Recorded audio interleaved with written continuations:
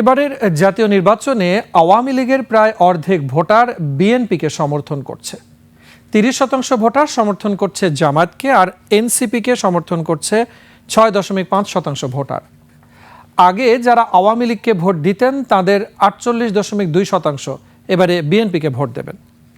নির্বাচন নিয়ে 11,000-এর বেশি ভোটারের জনমত জরিপ করে কমিউনিকেশন অ্যান্ড রিসার্চ ফাউন্ডেশন বলছে 90%-এর বেশি জানিয়েছেন তারা এবারে নির্বাচনে ভোট দিতে চান, আর 8% জানিয়েছেন তারা এখনও ভোট দেওয়ার বিষয়ে অনিশ্চিত বা ভোটে অংশ নেওয়ার বিষয়ে পরিকল্পনা করছেন না।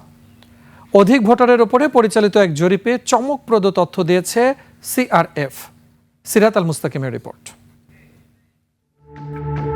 রাজনৈতিক পট পরিবর্তনের পর 12ই ফেব্রুয়ারির জাতীয় নির্বাচন নিয়ে সাধারণ মানুষের আগ্রহ এখন তুঙ্গে। বিভিন্ন রাজনৈতিক দলের প্রার্থীরা জোরে সোরেই চালাচ্ছেন প্রচারণা।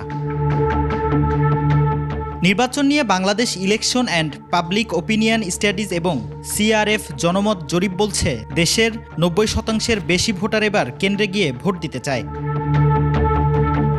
জরিপের তথ্য বলছে আওয়ামী লীগের সাবেক ভোটারদের প্রায় 48%ই এবার বিএনপিকে ভোট দেওয়ার পক্ষে মত দিয়েছেন।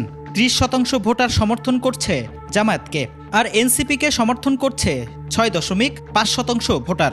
আমরা দেখেছি যে সকল পক্ষই কিছু কিছু ভোট আওয়ামী লীগের ব্যালট থেকে পাবে, অর্থাৎ আওয়ামী লীগের যারা ভোট দিয়েছিলেন সেই ভোটারদের ভোট সকল পক্ষই কিছু না কিছু পাবে।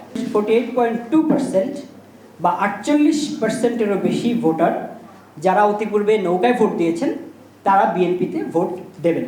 2008 সালের পর যারা নতুন ভোটার হয়েছেন তাদের একটি উল্লেখযোগ্য অংশ অর্থাৎ প্রায় 37.4%-এর ঝোঁক দেখা গেছে জামায়াতে ইসলামীর দিকে।